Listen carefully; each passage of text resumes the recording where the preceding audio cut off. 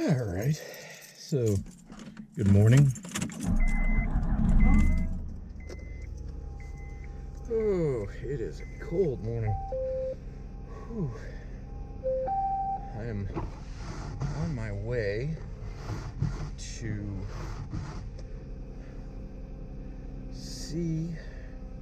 I'm actually on my way to a pastor's. I don't know what quite to call it. It's a group called John 1723. It's a group of pastors that get together here in small groups, different denominations, different tribes, however you want to say that. And it's a good gathering. Today is a little bittersweet because one of our brothers, he is going into the military full-time as a chaplain, and he will be, I guess, leaving shortly. So his assignment begins soon, and this has been something since I joined this group about, I don't know, 2 years ago, maybe a year and a half ago. I can't quite remember when I began being a part of this group, but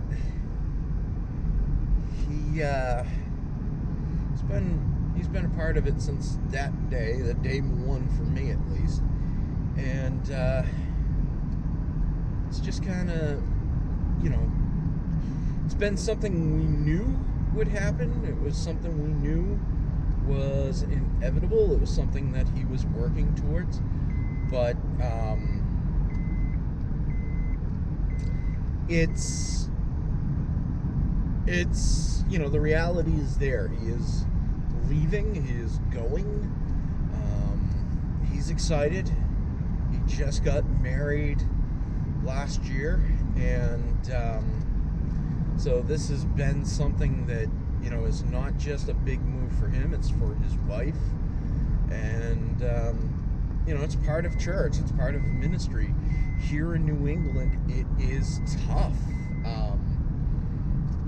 Many churches here, you have to be bivocational, or what they now call co-vocational, which is where you decide to work full-time rather than take a paycheck from the church.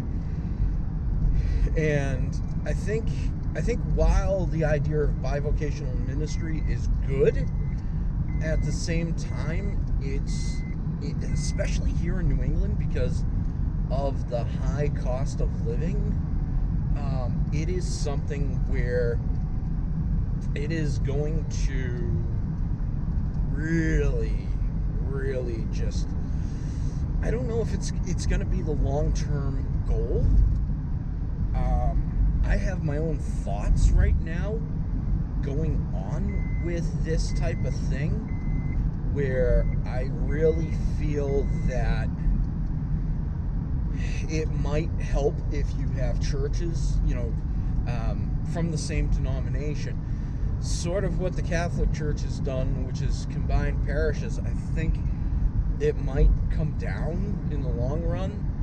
It might be better to combine some of the local congregations that are nearby one another, because then you're able to have a pastor who's paid full-time or mostly full-time, and that's going to be the big help, because a lot of people around here, that is their idea of church, is that the pastor is somebody who is there for them on the other end of the call, rather than call, like right now it's 8:30 in the morning.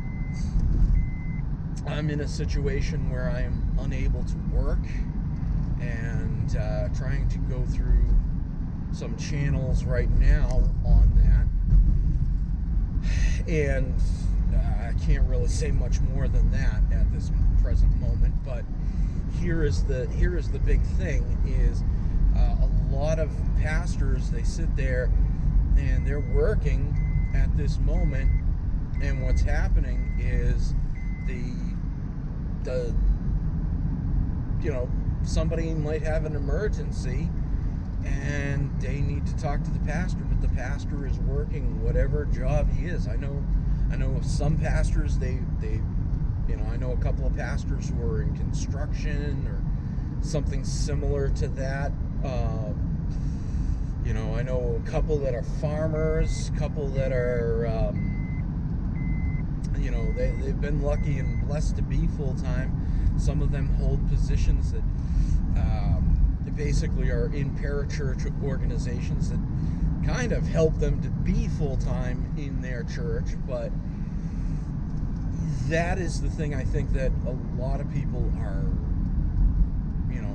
seeing as what is it going to be,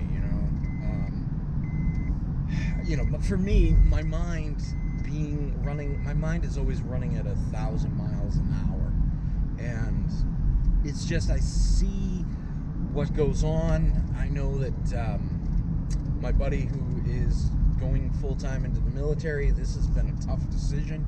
He's had a successful ministry on different levels, but this is something where he has decided he needs to be able to secure a future for him and his wife.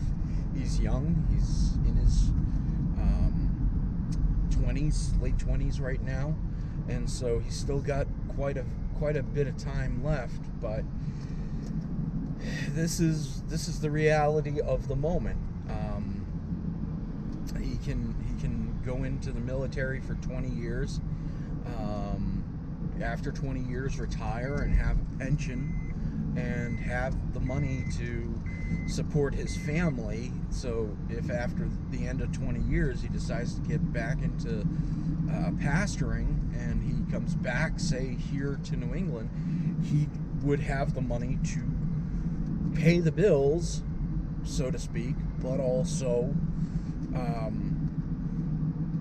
not have to rely on the church to pay him if the church is one of those churches that can barely pay the pastor or pay the pastor part-time or however that is. And this is the reality that is being faced here in New England. And I know I have people currently in my church who have been asking that question of, how do we as a church continue to bring people in?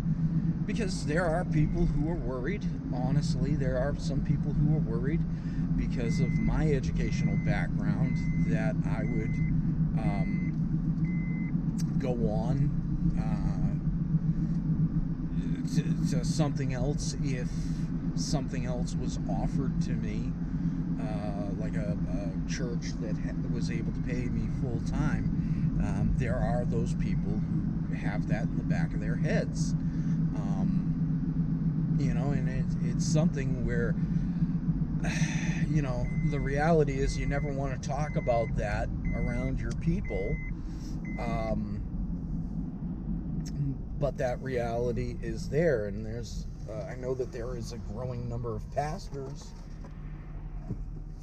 that are saying we need to kind of bring that reality in. But that's also why I'm leaning more that if there was like another church in my denomination that was, the next town over or in the same town, and there was a pastor, an older pastor who was looking to retire, I think the best thing would be is to sit the two churches down, and rather than have two churches in that same town, if both churches were similar in size or something, the best thing to do is combine the two churches and have the younger pastor take over. And that's what I'd be willing to do, is if there was another church in my town with that situation, I would take it over, and then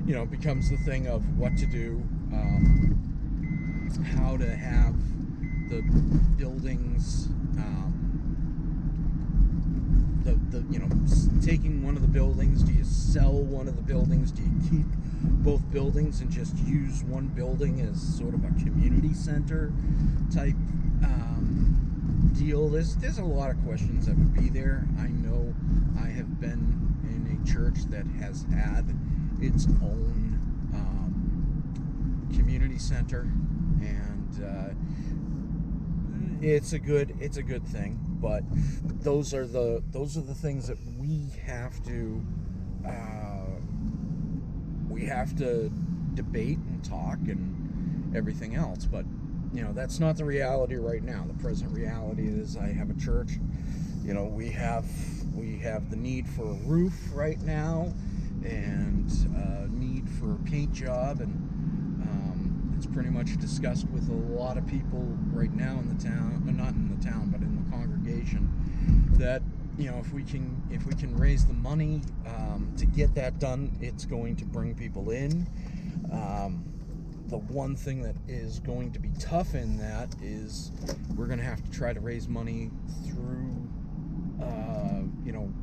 talking to people within the town, but there's also a couple of other historic buildings that are in similar situations that are reaching out for similar acts and to raise money. And so we shall see what we shall see in that regard, how God is going to use the time. I'm driving by a buddy's church right now,